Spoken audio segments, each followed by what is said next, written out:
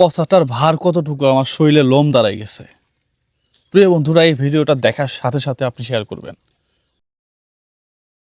আসসালামু আলাইকুম, আশা করি ভালো আছেন সবাই। টসলাইটের পক্ষ থেকে আপনাদের সবাইকে স্বাগতম। আমার সাথে উপস্থিত আছেন দেশের জনপ্রিয় কন্টেন্ট ক্রিয়েটর আমাদের ব্রেন মেসেজের জুয়েল ভাই, আর পাশে আছেন রাশিদুল ভাই। আমরা এই মুহূর্তে অবস্থান করতেছি রাশিদুল ভাইয়ের বাড়িতে।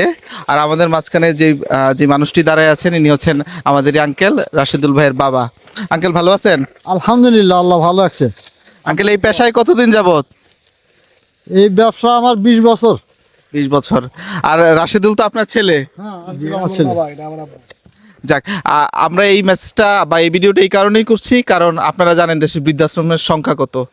ছেলে মেয়ে বড় হচ্ছে, বাবা মা কষ্ট করে না খেয়ে বড় করতেছে, কিন্তু দিন শেষে বাবা মাকে পরিচয় দেয় না।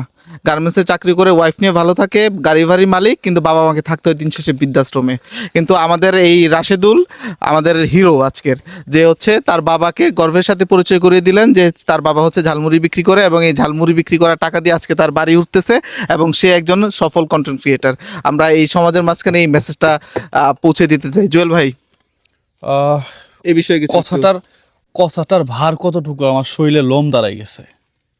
প্রিয় বন্ধুরা, এই ভিডিওটা দেখার সাথে সাথে আপনি শেয়ার করবেন। এই কথার ওজন আছে।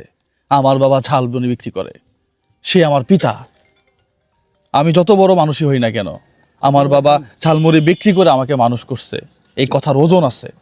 প্রিয় বন্ধুরা, এই ভিডিওটা শেয়ার করে সারা বাংলার মানুষকে বোঝাই যে না, সফল হওয়ার পরে ছেলে বাবাকে পরিচয় দিতে বাধ্য থাকবে। এটাই হওয়া উচিত। Thank you so much. আমাদের পক্ষ থেকে অসংখ্য ধন্যবাদ। আর আমরাও চাই না দেশে কোনো বৃদ্ধাশ্রম থাকুক।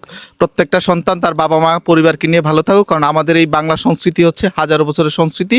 আমরা ইউরোপের সেই সিঙ্গেল কালচার বিশ্বাস করি না। ধন্যবাদ সবাইকে। আসসালামু আলাইকুম।